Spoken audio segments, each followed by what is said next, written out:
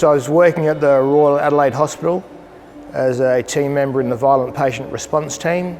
SAPOL brought in a gentleman who'd been awake for 7 days on methamphetamines, large man, put him in the seclusion room and didn't search him.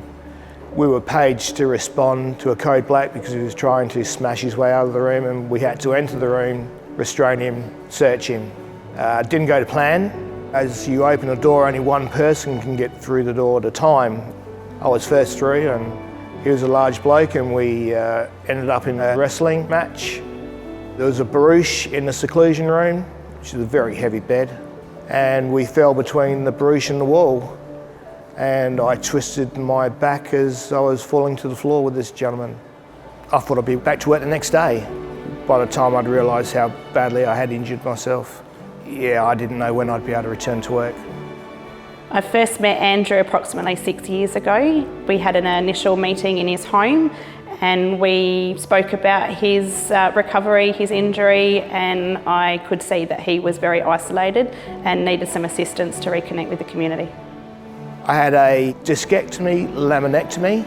That's when you slip a disc and it's putting pressure on your spinal cord. I couldn't walk. I was in a lot of pain. I was bedridden for a while, stuck at home, very hard to do anything, to be honest. The future wasn't looking bright.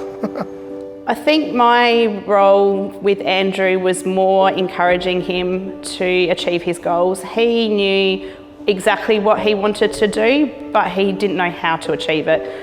So I helped him put those stepping stones in place and walked alongside of him until he reached his goals.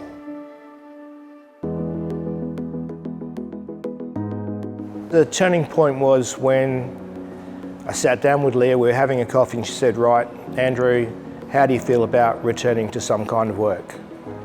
And I said, "I think that's a fantastic idea." Andrew's love for security work was very obvious when I met him. He was very motivated and loved every aspect of his job. He was very passionate when he spoke about it.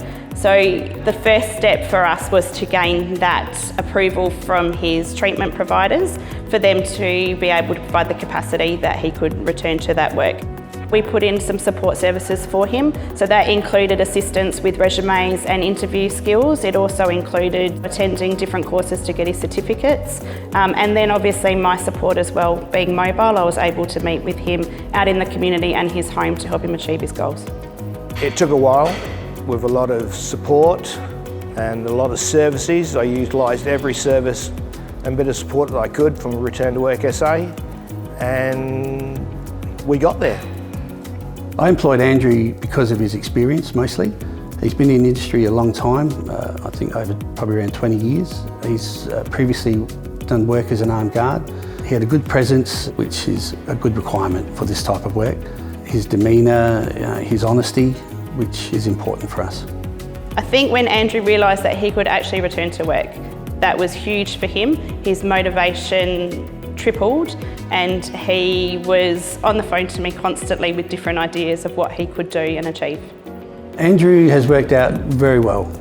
He's actually probably one of my best staff at the moment, and we do have plans for the future with upcoming contracts, which I'm going to involve Andrew with in a much higher capacity than what he is at the moment. He started off just as a relief guard, and we've started him off slowly just to make sure that his injury didn't reoccur, and it seems to be working pretty well, so we've got big plans for Andrew. Getting back to work gives you a connection to the community and gives you self-respect, things that money can't buy. I'm not isolated.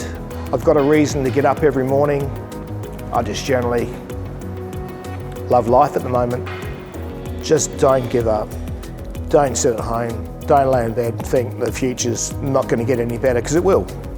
It will. You just need to be determined and focused. I think my doctor called me a determined, practical man. Now, I'm not sure what that means, but Leah assures me it's a compliment.